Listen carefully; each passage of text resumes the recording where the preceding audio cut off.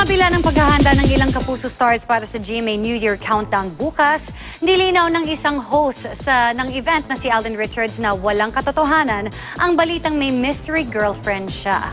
Mula sa Pasay City, makakachika natin live si Nelson Canlas. Nelson?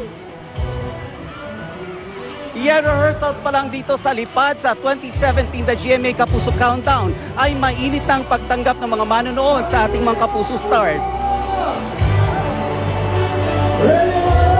Tinatna ng GMA News ang buwis buhay rehearsals ni ex-sex bomb dancer Ira Bermudez para sa lipad sa 2017 The GMA Kapuso Countdown bukas sa Mall of Asia. Pati na ang dance number ni Ruru Madrid at Gabby Garcia.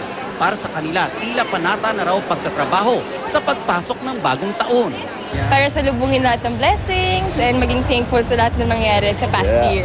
So feeling ko ito yung lucky charm ko para magtuloy-tuloy yung work ko. And nag-promise din ako kay Kuya Germs before siya mawala na magka-countdown ako every year.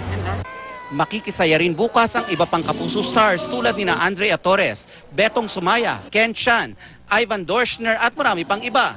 Mga host sina Julian San Jose at Pambansang Bay Alden Richards. Bago pa man sumalang, kinorner ng GMA News si Alden para hingan siya ng reaksyon sa kolum ni Ricky Lo na tumatalakay sa umano'y mystery girlfriend ng aktor.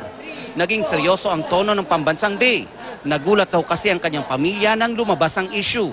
Wala pong mystery girl, walang mystery girlfriend, and wala po akong kakilala from Pampanga or somewhere else. Basta ang alam ko po, hindi po yung totoo. Halatang nasaktan si Alden sa maling impormasyon na kumakalat. Para sa kanya, mangingibabaw naman daw ang katotohanan.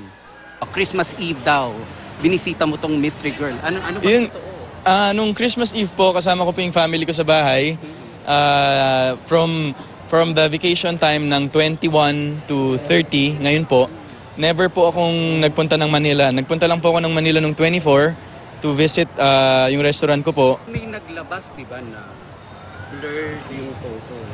Picture po namin yun ni Bella Padilla sa Broadway na tinanggal, inedit out lang po siya. So, nahanap po yun ng mga social media people mga netizens So, nakita po nila yun. Magko-concentrate na lang daw si Alden sa mga positibong bagay, lalo ngayong magbabagong taon. Mapapanood ang lipad sa 2017 The GMA Kapuso Countdown mula alas 8 ng gabi dito sa Mall of Asia na magtutuloy-tuloy hanggang sa pagsapit ng 2017. Advance Happy New Year sa inyo dyan, Iya. And to you too, maraming salamat, Nelson Canlas.